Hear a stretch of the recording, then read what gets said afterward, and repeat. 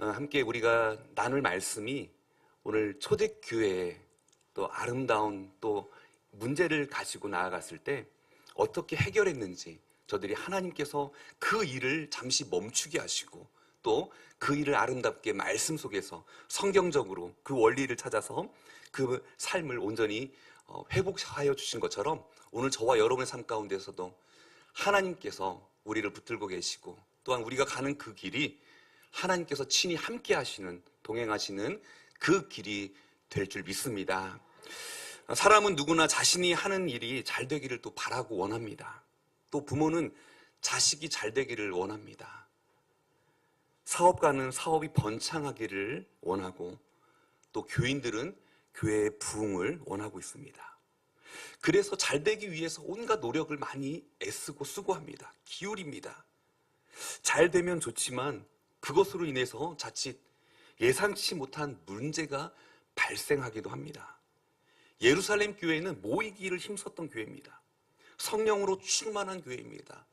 모일 때마다 열심히 기도하였던 교회였고, 또한 교제를 나누었던 교회였습니다.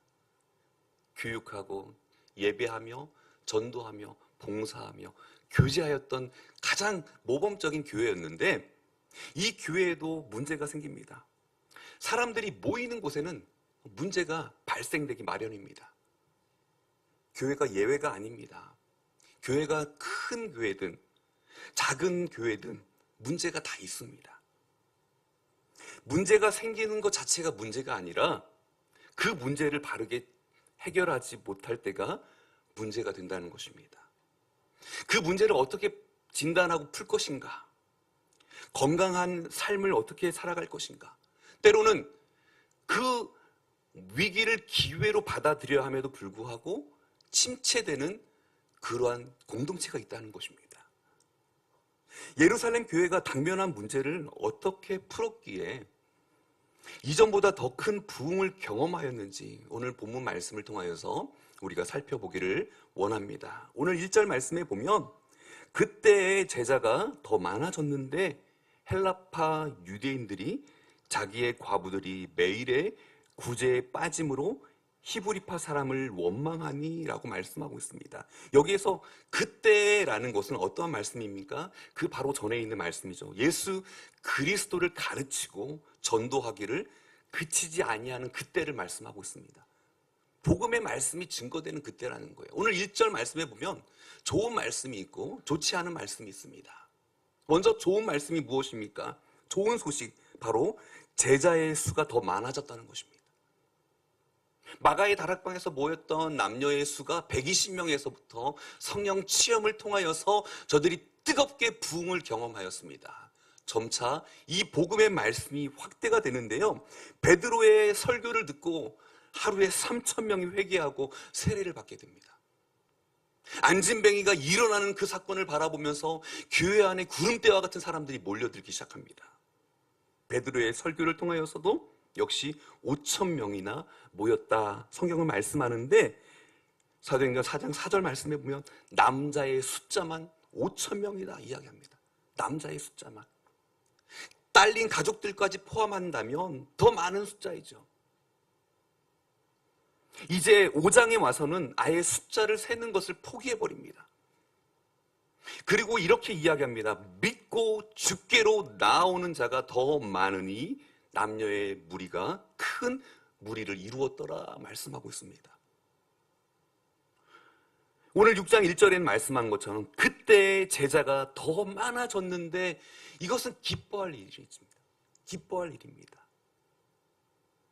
정확한 수는 알 수 없지만 대략 3만 명으로 추정된다라고 이야기합니다. 성장하는 교회, 부흥하는 교회, 엄청난 양적인 성장을 이룬 놀라운 교회였습니다. 그들을 가리켜 제자라고 이야기합니다. 제자란 주님의 그 말씀에 복종하고 주님이 가신 그 길을 따라가는 삶을 살아가는 자가 제자라고 이야기합니다. 강해 설교의 대가인 마틴 로이드 존스 목사님은요, 제자란 이렇게 정의합니다. 제자란 가르침을 받는 자, 배우는 자, 그리고 학자이면서 영적인 훈련을 받는 자이다라고 이야기하고 있습니다. 사도행전에서 우리가 일반적으로 말하는 예수님의 그 제자들을 사도라고 말하는데, 일반적으로 몰려온 그 평신도들을 제자라고 또 부르고 있습니다. 그래서 오늘 우리가 말씀을 기억할 때 사도와 제자를 구분하는 말씀을 통하여서 우리는 알 수 있습니다. 예수님을 영접한 그 갈급한 심령을 가지고 제자들이 하나님에 대한 궁금증, 성령님에 대한 궁금증, 예수 그리스도에 대한 궁금증을 가지고 교회 앞에 나왔다는 거예요. 여러분도 이 시간 말씀을 놓치지 않기 위해서 그 말씀을 귀 기울이면서 한 말씀이라도 땅에 떨어지지 않도록 그 말씀을 듣는 그 자세, 마음의 자세가 바로 제자됨 삶이라 말씀하고 있는 것입니다. 그렇다면 오늘 이 제자들은 주님을 위해서 목숨을 버릴 준비까지 되어 있는데, 이 교회에 좋지 아니하는 또 다른 소식이 무엇일까요? 바로 그것입니다. 교회 안에 원망이 생겼다는 것입니다. 오늘 1절 말씀을 우리가 같이 함께 봉독합니다. 그때에 제자가 더 많아졌는데 헬라파 유대인들이 자기의 과부들이 매일의 구제에 빠짐으로 히브리파 사람을 원망하니. 여러분, 이 원망이라는 단어가요, 구약시대 출애굽한 1세대들에게도 원망이 있었습니다.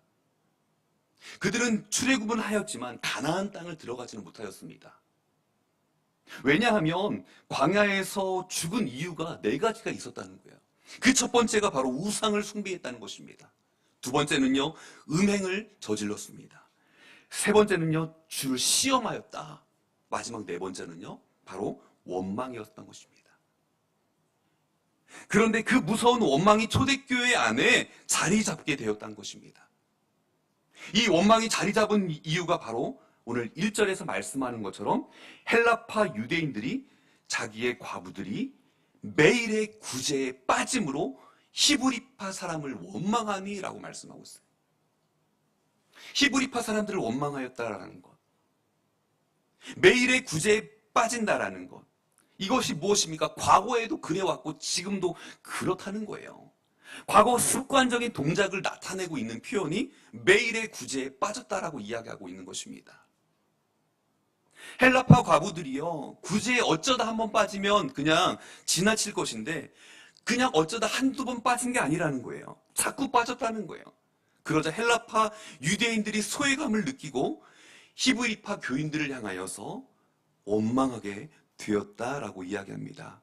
로마 제국에서는요, 1세기에는요 전쟁이 일어나서 많은 남자들이 전쟁터에서 죽게 되었습니다.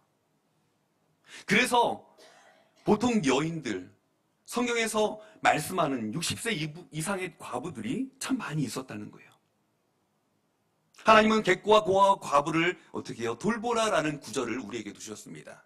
신명기 14장 29절 말씀에 보면 너희 중에 분깃이나 기업이 없는 레위인과 내 성중에 거류하는 객과 및 고아와 과부들이 와서 먹고 배부르게 하라. 그리하면 내 하나님 여호와께서 내 손으로 하는 범사에 내게 복을 주시리라 말씀하셨습니다. 당시에 생계적으로 가능할 수 어려운 이들을 교회가 돌보았다는 거예요. 자식이 있고 또 친인척이 있다면 돌보지 않아도 된다라고 성경에 규정하고 있어요. 생계를 살아갈 수 없는 이들을 돌봐라라고 말씀하는데, 다양한 민족이, 다양한 계층이 교회 안에 왔었다는 거죠. 사실 초대교회의 구성원들은 너무나 다양했다는 거예요. 성령을 받았을 때 그들은 방언으로 이야기하였고요, 모든 자들이 그 말을 다 알아들었다는 것입니다. 오늘 성경에서 규정하고 있는 그 민족을 두 부류로 나눠서 히브리파 유대인, 이 헬라파 유대인이라고 나누고 있습니다. 먼저는 히브리파 유대인은 팔레스틴 본토에서 출생하고 자란 사람을 말하고 있습니다. 유대 문화에 익숙한 사람이에요. 유대의 풍습을 따라하고 그리고 아람어를 사용하는 사람들이었습니다. 예수님을 믿는 자라는 거죠. 그러나 헬라파 유대인들은요, 디아스포라 유대인으로서 세계 각처로 흩어져서 살아가는 자들이에요. 그들이 유월절, 오순절을 지키기 위해서 예루살렘을 찾아왔다는 거예요. 이방 나라에서 살아가는 이들, 오늘날로 이야기하면 교포를 이야기하고 있습니다. 그들이 헬라어를 주로 사용하였고요. 그들이 함께 모여서 히브리파 유대인과 헬라파 유대인이 함께 모였을 때 원만한 소통이 이루어지지 않는 거예요. 그러니 서로가 교제를 하지 않는 겁니다. 교회의 5가지 기능 중에서 가장 마지막 5번째 기능이 바로 교제, 친교라고 한다면 친교가 이루어지지 않는 거예요. 그러다 보니 서로의 마음속에 불신이 쌓이게 됩니다. 원망도 쌓이게 되는 거예요. 그래서 그 쌓인 것이 결국은 폭발하게 되었습니다. 헬라파 유대인들은 헬라어를 유창하게 사용하면서 그들이 유대인 중에 어떤 이들은 연세가 들어서 노후에 이제 이스라엘 땅으로 이제 다가와서 오순절을 지키려 나온 자들도 있었고, 예수님이 너무 좋아서 이제 자신의 집으로 돌아가지 아니하고 이제 예루살렘에 머물렀던 자들, 그들도 있었다는 거예요. 문제는 이 토박이 히브리파 유대인과 이제 들어온 돌인 헬라파 유대인, 이 사이에 문제가 생긴 거예요. 헬라파 유대인은 과부들이 매일 받아야 하는 구제를 받지 못했다는 것입니다. 당시에는요, 이 구제가 2가지가 있었다는 거예요. 매일 구제와 주간 구제가 있었다는 거예요. 먼저는 주간 구제는요, 일주일 동안 그 14번의 그 식사를 준비하여서 배분하는 거예요. 그런데 매일 구제는 매일 해야 되는, 매일 구제하는 것을 말씀하고 있습니다. 이 헬라파 유대인들은요, 자신들이 매일 구제에 빠졌다라고 이야기하고 있습니다. 주간 구제는 그러면 누가 그 대상이 됩니까? 바로 히브리파 사람들이 그 주간 구제의 대상이 되었다는 것입니다. 매일 구제에 빠짐으로 말미암아서 결국은 헬라파 유대인들이 바라봤을 때 저 히브리파 유대인들은 이 주간 구제를 잘 받고 있는데 오늘 우리들은 잘 받지 못한다. 결국은 그것으로 인하여서 원망하게 되고 또 그 구제를 향하여서 불평이 나오게 된 것입니다. 여기에서 우리가 먼저 생각할 수 있는 것은 성령 충만한 교회에도 문제가 있었다는 거예요. 우리 생각에는 성령 충만하면 아무런 문제가 없을 것 같아요. 초대교회에 무슨 문제가 있었을까 싶은데도 그렇게 은혜롭고 충만한, 성령 충만한 교회에도 역시 부흥하는 그 초대교회에도 바로 구제 문제 하나로 인하여서 원망이 생긴 것입니다. 주님의 일을 할 때는 우리는 때로는 그래요. 이것이 정말 주님의 일을 감당할 때 이 원망과 시비가 없어야 된다고 말씀하고 있습니다. 오늘 중요한 건 어떤 문제가 생겼을 때 그 문제를 어떻게 해결해 나가야 할 것인가, 이것이 중요하다고 말씀하고 있습니다.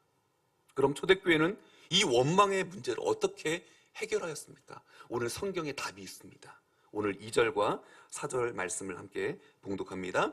12사도가 모든 제자를 불러 이르되 우리가 하나님의 말씀을 제쳐놓고 접대를 일삼는 것이 마땅하지 아니하니, 형제들아 너희 가운데서 성령과 지혜가 충만하여 칭찬받는 사람 7을 택하라. 우리가 이 일을 그들에게 맡기고 오로지 기도하는 일과 말씀 사역에 힘쓰리라 하니. 아멘. 초대교회 사도들은요, 모든 제자들을 다 교회 예배당 안에 불러 모았습니다. 왜냐? 헬라파 유대인들이 매일 구제에 빠진다는 것으로 원망하자 곧바로 그들을 불러 모았던 거예요. 성도들을 다 소집한 것입니다. 오늘날로 이야기하면 재직회와 공동의회를 연 것입니다. 그리고 이 일이 왜 생겼는지 지금 점검을 시작하게 됩니다. 여러분, 참 목회자로서 이 성경 구절을 읽을 때요, 너무 마음에 와닿는 말씀이 있어요. 뭐냐 하면 2절 중반에 있는 말씀처럼 우리가 하나님의 말씀을 제쳐놓고 접대를 일삼는 것이 마땅하지 아니하니라고 말씀하고 있습니다. 사도들은요, 지금 모여서 네가 잘했니 내가 잘했니 서로 막 싸운 게 아니에요. 이 일의 주동자가 누구인지 잡아서 족쳐야 된다 하면서 잡아들인 것도 아니에요. 오늘 자기를 점검하는 거예요. 자기 신앙을 돌아보는 거예요. 다시 말씀드리면 사도들이 잘못했다라고 시인하는 것입니다. 내가 잘못했습니다. 내가 나의 부족함을 성도들 앞에 고백하는 거예요. 공적으로 교회 앞에서 자신의 그 부족했던 점을 솔직히 인정하고 있습니다. 문제의 원인을 남에게서 찾지 아니하였다는 거예요. 오직 자기에게서 찾았다는 것입니다. 상처가 덧나지 않고 바로 회복될 수 있는 것은요, 즉각적인 자기의 잘못된 부분들을 고백하는 것입니다. 여러분이 인생을 살아가면서 하나님이 나를 인도하시는 이 길이 아닌가 보다 하면 그 길을 멈추시기를 주의 이름 축복을 드립니다. 주님이 원하시는 그 길을 걸어야죠. 주님이 기뻐하시는 그 길을 우리가 온전히 행해야죠. 우리는 말과 생각과 행동이 하나님과 일치되지 아니하는 삶을 살아가면서 내가 주님의 길을 걷습니다라고 고백할 때가 있다라는 거예요. 오늘 이 아침에 비바람이 불고 비가 얼마나 많이 오는지요. 어젯밤에도 우리 사모랑 그런 이야기를 많이 했는데, 이 비가 많이 오면 성도님들 참 우리 예배당을 잘 참여하시기 많이 힘드실 텐데 비바람을 뚫고 어떻게 오시나라는 그런 마음으로 염려하는 마음도 있었고요, 또 걱정하는 마음도 있었고요, 기도하는 마음이 더 컸죠. 근데 여러분들 오늘 이 아침 예배당에 오시는 분들은요, 그래도 아마 기쁨으로, 아름다움으로 주님께서 허락하신 그 생명을 가지고 오늘 이 자리에 나오신 줄 믿습니다. 그러나 믿음이 연약해지잖아요. 좀 몸이 질병으로 인해서 아프잖아요. 아이고 날도 구준데 그냥 오늘 집에서 잠이나 자자. 무슨 예배는 예배야. 뭐 어차피 교회 안 오면 우리 팀장님들한테 전화가 올 텐데, 전화가 오면 영상으로 문자 하나 틱 보내주면 그 영상으로 예배를 틱 드리면 내가 될 텐데, 그 온전한 예배가 아니잖아요. 그렇지 않습니까? 하나님 앞에 신령과 진정으로 영으로 예배하는 예배가 아니지 않습니까? 오늘 우리는요, 하나님의 뜻과 마귀의 생각을 우리가 구분해야 되는데, 결국은 이 마음이 하나님의 뜻을 따라 살아가야 한다는 것을 알고 있음에도 불구하고 결국 마귀가 조정하고 시키는 대로 행한다는 거예요. 오늘 우리의 삶의 모습을 한번 여실히 살펴보십시오. 하나님께서 하지 말라고 한 것, 그것을 향하여서 우리가 그 말씀에 온전히 순종할 때 우리는 복을 누리게 되는 줄 믿습니다. 복 받는 자의 빚이 다른 게 아니에요. 하나님 말씀대로 살아가면 그 삶이 우리에게 복이 되는 줄 믿습니다. 초대교회는 건물도 많지 않았어요. 조직이나 어떤 행정도 없었습니다. 그저 성령께서 임하시고 역사하시고 성령께서 가르치시는 대로 살아갔다는 거예요. 사도들의 발 앞에 헌신된 주의 종들이 자기의 땅을 팔아서 그 헌금으로 드리고요, 그것을 모아서 교인들 가운데 가난한 자들을 돕는데 그들은 구제의 사역을 담당하였다라고 이야기합니다. 그때 당시에 쉽게 표현하면 오늘 하나님의 말씀을 선포해야 될 그 자리에 서야 될 주의 종들이, 사도들이 지금 말씀 전하는 그 일을 소홀히 했다는 거예요. 다시 말씀드리면 구제의 일에 더 열심히 행하였다는 거예요. 정신없이 구제하며 살아갔다는 거예요.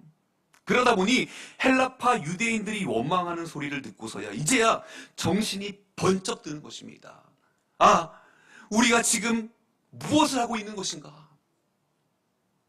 자신의 현재 서 있는 그 위치가 잘못되었음을 깨닫게 되었던 것입니다. 그리고 고백하는 것이 무엇입니까? 2절에 있는 말씀처럼 우리가 하나님의 말씀을 제쳐놓고 접대를 일삼는 것이 마땅하지 아니하니라고 고백하고 있습니다. 본질의 회복이에요. 본질이 회복될 때 하나님께서는 교회를 고치시고 교회를 건강하게 하여 주실 믿습니다. 디모데전서 4장 5절 말씀에 보면 하나님의 말씀과 기도로 거룩하여 짐이라 라고 말씀하고 있습니다. 하나님의 말씀과 기도로 거룩하여 짐이라. 우리는 오로지 하나님의 말씀과 기도로 거룩히 되어지는 줄 믿습니다. 교회에 3대 사역이 있습니다. 먼저 첫 번째는요, 캐리그마입니다. 말씀 선포입니다. 예배와 교육과 선교의 전도의 사역을 말씀하고 있습니다. 두 번째는요, 디아코니아입니다. 바로 봉사, 오늘 구제와 봉사를 이야기하고 있습니다. 세 번째는요, 바로 너무 중요한 거예요. 코이노니아예요. 이건 교제의 삶, 친교라는 거예요. 이 친교와 교제의 삶이 없다 보니까 히브리파, 헬라파 갈라지며 나뉘어지고 서로 원망하게 되는 거예요. 불평하게 되는 거예요. 끼리끼리 모이다 보니까 결국 어떻게 됩니까? 교회가 3분, 4분 나뉘어지게 되는 거예요. 원망의 문제가 되었던 것, 그것이 바로 사도의 본질적인 사역으로 돌아가게 되니 이제 나아가서 2차 해결 방법을 오늘 3절에서 말씀하고 있습니다. 3절 말씀을 우리 함께 봉독합니다. 형제들아 너희 가운데서 성령과 지혜가 충만하여 칭찬받는 사람 7을 택하라. 우리가 이 일을 그들에게 맡기고. 여러분 3절 말씀해 보면 성령과 지혜가 충만하여 칭찬받는 사람 7을 택하라 말씀하고 있어요. 우리는 7 집사님 알고 있어요. 그래서 스빌보니 디바니 해서 스데반 집사님 그 이름으로 뭐 했다고 니골라까지 이름을 외우고 있어요. 근데 집사라는 그 이름은 성경 안에 없습니다. 우리가 알고 있는 7 집사님의 선택 기준이라고 하고 있는 그 집사라는 이름이 나오지 않아요. 오늘 6절 말씀에 보면 사도들 앞에 세우니 사도들이 기도하고 그들에게 안수하니라 라고 말씀하고 있을 뿐입니다. 이제 사도들이 깨달았다는 게 무엇입니까? 자신들이 구제하고 그동안 행하였던 일들이, 아니 다른 은사를 가지신 분들에게 성령과 지혜가 충만하고 칭찬받는 사람들 7사람을 택하여서 그들에게 맡겨야겠다라는 것을 깨달은 거예요. 재정권을 맡기고요, 그들에게 사역을 맡기는 거예요. 이 3가지 기준 명확하게 나와 있는 이 말씀대로 행할 때 교회가 힘있게 완성해지는 것을 알 수 있습니다. 그렇다면 집사라고 나오지 않은 이 규정이 그러면 항존직들에게는 해당되지 않을까요? 우리 항존직들에게도 해당된다는 거예요. 디모데 전후서 목회 서신이라고 할 수 있는 그곳에 보면 장로에게 또 안수 집사에게 권사에게 하는 말씀이 있지만 오늘 사도행전 말씀에 보면 이 직분자에게 주시는 이 모든 말씀이 오늘 우리 항존직들에게도 동일하게 주시는 말씀인 줄 믿습니다. 그 첫 번째 말씀이 바로 성령 충만해야 한다는 거예요. 성령 충만해야 됩니다. 교회의 기준은요, 세상과 분명히 다르다는 거예요. 세상은 학력을 보고요, 경력을 보고요, 그 사람의 모든 스펙들을 살펴봅니다. 능력을 봅니다. 그러나 그것을 우선시하지만 오늘 우리 교회는 영적인 능력을 본다는 거예요. 영적인 성숙도를 우선시해야 한다라고 말씀하고 있습니다. 하나님과 깊은 교제의 삶을 살고 있는가? 정말 이 사람이 영적으로 성숙한 지도자가 될 수 있는가? 온유하고 겸손한 사람이 되는가? 여기에 기준이 있다는 거예요. 세상과는 기준이 전혀 다르죠. 성경을 많이 읽고 기도 많이 하고 구제와 봉사를 많이 하면서 겉으로 드러나진 않지만 내면적인 영적인 성숙함, 하나님과 깊은 교제의 그 삶을 살고 있는 그 지도자가 되어야 한다라고 말씀하고 있습니다. 성령 충만하지 못하면 교회에 늘 어려움을 끼치게 되는 거예요. 다시 말씀드리면 성령 충만하지 못한 사람이 교회의 직분자가 된다면 그 교회는 그 사람 때문에 힘들어질 수밖에 없다라고 이야기합니다. 그렇기 때문에 오늘 우리는 성령 충만한 사람이 되어야 될 줄 믿습니다. 오늘 저와 여러분이 성령 충만한 하나님의 귀한 자녀들이 되시기를 주의 축복합니다. 두 번째는요, 지혜가 충만해야 됩니다. 이 지혜가 충만하다는 것은요, 어찌 보면 어떤 사람은 성격이 순수하고 믿음과 성령이 충만하지만 지혜가 없어서 할 말 못할 말을 구분하지 못합니다. 그래서 아내들이 너무 힘들어하는 거예요. 옆에 막 옆구리를 찔러요. 발로 툭툭 쳐요. 그래도 몰라요. 그러니까 여보 그러지 마세요. 입을 탁 들이막아도요, 그 손을, 아내의 손을 뿌리치고 또 이야기하는 거예요. 사람들 앞에서요. 사랑하는 성도님 여러분, 오늘 우리는 성령 충만함과 열심이 바로 그 사람이 그 덕이 되지 못한다는 것을 때로는 알 수 있다는 거예요. 오히려 그의 행동은 사람들에게 상처를 주고 문제를 더 어렵게 만들게 된다는 거예요. 지혜로운 사람은 어떤 사람입니까? 분별력 있는 사람이에요. 사리 판단을 할 줄 아는 사람이에요. 조직을 이해할 줄 아는 사람입니다. 앞뒤를 가릴 줄 아는 사람. 할 말과 안 할 말을 아는 사람입니다. 그리고 화해자가 바로 오늘 분별력 있고 지혜로운 사람이다라고 이야기하고 있습니다. 자기 것만 주장하는 사람은 지혜로운 사람이 아니라는 거예요. 남의 이야기를 경청해주고 나아가는 사람. 어떤 사람은 문제를 많이 지적해요. 물론 문제를 우리가 모르나요? 다 알고 있어요.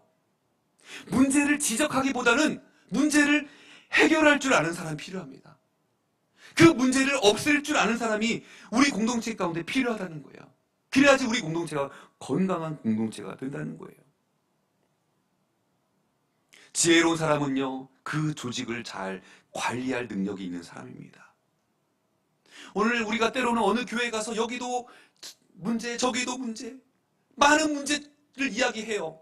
그 문제가 수백, 수천 가지를 가지고 있어요. 중요한 건 그 문제를 어떻게 해결할 것인가? 하나님 앞에 나아가서 기도하는 지혜로운 자가 되시기를 주의 이름으로 축복합니다. 이 세 번째는요, 칭찬 듣는 사람입니다. 칭찬 듣는 사람. 여러분, 칭찬을 들을 정도면요, 모든 사람들이 다 알려져 있는 사람이에요. 저 사람 참 칭찬받을 만하다 하면 다 알고 있는 거예요. 숨어 있어서는 안 되는 거예요. 더 이상 숨겨지지도 않아요. 여러분, 빛이요, 드러나게 되어 있습니다. 빛은 어둠 가운데 존재할 때 밝게 비춰집니다. 그 안이 밝게 환하게 다 보여지게 되는 거예요. 저희 그 사택에 가면요, 이렇게 때로는 밤에 이렇게 불이 탁 켜져 있잖아요. 그러면 건너편에서 저희 집이요, 보일 때가 있어요. 커튼이 이렇게 쳐져 있을 때는 안 보이죠, 그죠? 막이 있으니까요. 근데 이 커튼이요, 딱 펼쳐져 있으면 어떻게 됩니까? 바깥에서 사람들이 저희 집 안을 다 볼 수 있어요. 제가 확인을 해보니까 볼 수 있어요. 저도 그냥 너무 더우니까 속옷 차리고 다녔어요. 바깥에서 그게 막이 쳐져 있는지 모르죠. 저도 다니니까요. 나중에 보니까 얼마나 창피하든지요. 드러나게 되어 있다는 거예요. 오늘 우리가 이 세상을 살아가면서 빛으로 나타나게 되어진다는 거예요. 모든 사람들로부터 존경과 사랑을 받게 된다는 거예요. 그러한 사람, 인품의 사람들이 오늘 믿음과 충성이 검증됨으로 말미암아 우리 교회 안에서 아름다운 평판을 이루게 되고요, 결국은 아름다운 주의 일꾼이 될 수 있는 자격이 되어진다 말씀하고 있습니다. 오늘 칭찬 듣는 사람, 사도들은 이 세 가지 조건, 성령 충만한 사람, 지혜가 충만한 사람, 칭찬 듣는 사람을 택하라 말씀하였습니다. 출애굽기 18장 25절 말씀에 보면 모세가 이스라엘 무리 중에서 능력 있는 사람들을 택하여 그들을 백성의 우두머리 곧 천부장, 백부장, 50부장과 10부장을 삼았습니다. 그의 장인 이드로가요, 그에게 이러한 제안을 하는 거예요. 모세에게요. 그 많은 백성들, 이스라엘 백성들 200만이 넘는 그 백성들을 어떻게 치리할 것이며 송사의 문제를 해결할 것인가? 모세 지도자 혼자의 힘으로 할 수가 없어요. 그러니 오늘 지혜를 얻어서 천부장, 백부장, 50부장, 10부장을 삼아서 그 모든 전체 문제들을 해결해라 이야기한 거예요. 역할을 분담, 오늘날로 이야기하면요, 그 역할을 분담을 통해서 효율적으로 아름답게 주의 사역을 감당해라 라고 말씀하고 있는 것입니다. 받은 은사대로, 달란트대로 그 사역을 감당해라 라고 이야기했던 것입니다. 그러니 모세가요, 이제는 퇴근할 수 있는 거예요. 집에 가서 그래도 잠을 조금이나마 2시간이라도 잠을 잘 수 있는 거예요. 만약에 이 제도가 없었다면 모세는 여전히 힘들었겠죠. 병이 나겠죠. 오늘 7 집사를 택하라라는 그 이야기가, 그 이유가 바로 여기 있다는 거예요. 오늘 여러 가지 전해지는 이야기들이 있습니다. 왜 7 집사냐? 왜 7 집사일까? 7이라는 숫자 완전 수가 있기 때문에, 거룩한 숫자이기 때문에 7이었다. 그래서 7을 택해야 되는 것이다 라고 이야기하는 학설이 있습니다. 또 한 가지는 예루살렘이 7 구역으로 나누어져 있기 때문에 한 구역씩 맡게 하기 위해서는 7명이 필요하다라고 이야기하고 있습니다. 오늘 우리가 성령 충만하고 지혜 충만하고 칭찬받는 사람 7명을 선택하여서 그를 세웠다는 것은 오늘 우리에게도 주님이 우리 교회에 해야 될 일이기 때문에 오늘 저와 여러분을 택하신 줄 믿습니다. 숫자 7이 아니라 오늘 우리 자신이 교회 앞에 택함을 받은 사람이라는 것입니다. 오늘 5절과 6절 말씀을 함께 봉독합니다. 온 무리가 이 말을 기뻐하여 믿음과 성령이 충만한 사람 스데반과 또 빌립과 브로고노와 니가노르와 디몬과 밤에 나와 유대교에 입교했던 안디옥 사람 니골라를 택하여 사도들 앞에 세우니 사도들이 기도하고 그들에게 안수하니라. 아멘. 오늘 사도들의 말을 기쁘게 여기면서 7명을 선택되었다는 것입니다. 7명. 그런데 여러분 보십시오. 놀라운 사실이 있습니다. 뭐냐면 여러분 이 선택된 사람 7명은요 헬라파 유대인이라는 거예요.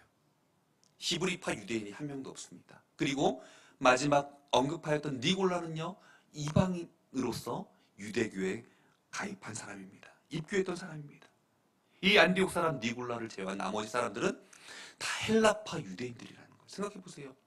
히브리파 유대인들이요 그만큼 헬라파 유대인들을 용납한 거예요. 수용한 거예요. 받아들인 거예요. 만약에도 혹시라도 한 사람이라도 반대한다라고 이야기했다면 그들을 어떻게 헬라파 유대인들이 그 7명의 이름의 일꾼들에 등장할 수가 있습니까? 오늘 이것을 통하여서도 우리가 알 수 있는 것이 무엇입니까? 바로 성숙한 그리스도인의 모습은 이와 같아야 된다는 것입니다. 오늘 초대교회의 그 아름다움이 여기 있습니다. 오늘 우리 모두가 하나님의 주시는 그 귀한 은혜를 통하여서 믿음으로 말미암아 성령 충만하고 또한 개방적인 모든 사람을 수용할 수 있는 받아들이는 그러한 삶이 되기를 간절히 소망합니다. 좋은 교회는 어떠한 교회가 좋은 교회일까요? 다른 사람을 세워주고 부족한 모습들을 보아도요 그래도 세워주고 일으켜준 그러한 교회가 가장 건강한 교회가 되는 줄 믿습니다. 이제 6절 말씀에 하나 더 생각할 것은 7명을 공식적으로 세우는 방법입니다. 이 공식적으로 어떻게 세웠을까요? 오늘 말씀에 사도들 앞에 세우니 사도들이 기도하고 그들에게 안수하니라. 아멘. 여러분 어디에서 많이 읽어본 것 같지 않습니까? 사도들이요 자신이 잘못을 인정하고 고백하였을 때 나는 오로지 기도하는 것과 말씀 사역에 전무하리라고 이야기했을 때 무엇이 먼저가 되어야 됩니까? 바로 기도라는 거예요. 기도가 먼저 선행이 되어야 된다는 거예요. 오늘 말씀도 마찬가지예요. 기도 없이는 주님의 귀한 사역을 감당할 수가 없습니다. 그렇기 때문에 오늘 사도를 세우기에 앞서서 먼저 기도하였다는 것입니다. 기도하고 그들에게 안수하였다는 것입니다. 이 안수하였다는 것이 무엇입니까? 의미가요. 하나님께 저들을 올려드립니다. 하나님, 이 백성이 하나님의 자녀들입니다. 하나님께 올려드립니다. 하나님이 사용하여 주옵소서. 직분을 그 사람에게 또한 맡긴다라는 의미가 있습니다. 하나님께서 그 사람에게 하라고 하신 일을 하나님 위임합니다 라는 뜻이 있다는 거예요. 그래서 이 초대교회는요 12사도와 제자와 안수받는 7명의 일꾼들이 있었다는 거죠. 그들은 주의 사역들을 감당합니다. 말씀과 기도에 전무하고요. 예수님에 대해서 너무나 알고 싶고 전도하고 싶은 갈망하는 그들이 나아가서 주님의 제자들로 함께 모여고 7명의 안수 받은 그들은 구제의 사역들을 전담하게 되었습니다. 오늘날 교회의 모습이죠. 목사와 항전직과 우리 성도들 교인들이 함께 모이는 이 귀한 교회에서 아름다운 놀라운 주의 사역들을 감당할 수가 있게 되는 것입니다. 이제 마지막으로 우리 7절 말씀을 함께 봉독합니다.